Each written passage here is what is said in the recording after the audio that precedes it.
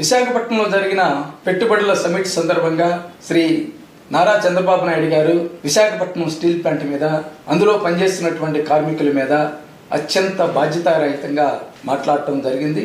దీన్ని మేము తీవ్రంగా ఖండిస్తూ ఉన్నాము. విశాఖపట్నం స్టీల్ ప్లాంట్ లో పనిచేసే కార్మికులు నిద్రపోతూ జీతాలు అడుగుతూ ఉన్నారు, పని చేయకుండా జీతాలు అడుగుతూ ఉన్నారు. అందువల్ల ఉత్పత్తి పెరగటం లేదు, అది నష్టాల బాటను పడుతుందనేటువంటిది చాలా ఆందోళనకరమైనటువంటి పద్ధతిలో ఆయన మాట్లాడటం అనేటువంటిది అత్యంత బాధ్యతారహితమైనటువంటిది. ఒక రాష్ట్ర ముఖ్యమంత్రి హోదాలో ఉండి ఈ విధంగా బాధ్యతారహితంగా మాట్లాడటం సరైనటువంటిది కాదు.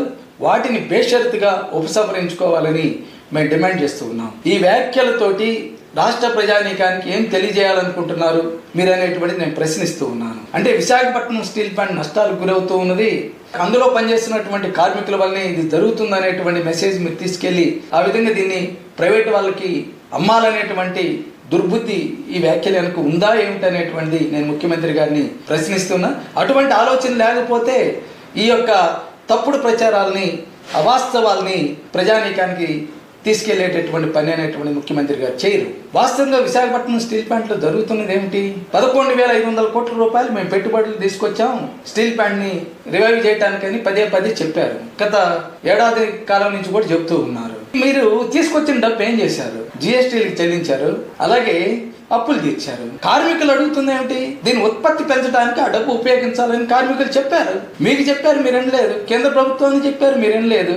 దాన్ని బొగ్గుకి, అలాగే ఐరన్ ఓర్కి, అలాగే స్పేర్ పార్ట్లకి, వీటికి ఉపయోగించడం ద్వారా ఉత్పత్తిని పెంచడం సాధ్యపడుతుందని పదే చెప్పారు. కానీ వాటిని అన్నిటిని పెడచెవుని పెట్టేసి మీరు ఈరోజు ఉత్పత్తి పడిపోతుంది, నష్టాలు వస్తూ ఉన్నాయి అనేటువంటి గగ్గోలు పెట్టడం వెనుక మీరు కుట్ర అనేటువంటి దాగి ఉందనేటువంటిది మాకు అర్థమవుతూ ఉన్నది.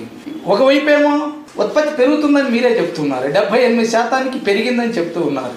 ఇప్పుడేమో ఉత్పత్తి పడిపోతుందని చెప్తూ ఉన్నారు. ఏమిటి ఈ యొక్క తప్పుడు ప్రచారం అనేటువంటిది? రెండవది ఏం చేస్తున్నారు మీరు? ఈ స్టీల్ ప్లాంట్ని తీవ్రంగా నష్టాలు చేయటం కోసం కాంట్రాక్ట్ కార్మికుల్ని 6,000 మంది పైన తొలగించారు, పర్మనెంట్ కార్మికులు 2,000 మంది తొలగించారు. వీళ్ళందరూ అనుభవం ఉన్నటువంటి వాళ్ళు, స్కిల్డ్ ఉన్నటువంటి వాళ్ళు. ఇప్పుడు వీళ్ళందరినీ తొలగించేసి బీహార్ నుంచి, ఒరిస్సా నుంచి, అలాగే జార్ఖండ్ నుంచి కార్మికులు తీసుకొచ్చి 400-500 రూపాయలు పని చేపిస్తున్నారు. దాంతో ఉత్పత్తి అంతా కూడా పడిపోతుంది. అవసరమైనటువంటి కార్మికులు లేకుండా ఉత్పత్తి ఎలా పెరుగుతుందని నేను అడుగుతూ ఉన్నాను.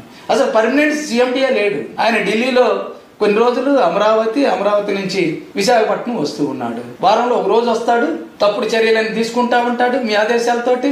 ఆ విధంగా ఇది నష్టాలు బారిన పడుతూ ఉన్నది. వీటిని సరిచేయకుండా మీరు ఈరోజు కార్మికుల మీద అభండాలు వేయటం అనేటువంటిది సరైనటువంటిది కాదు.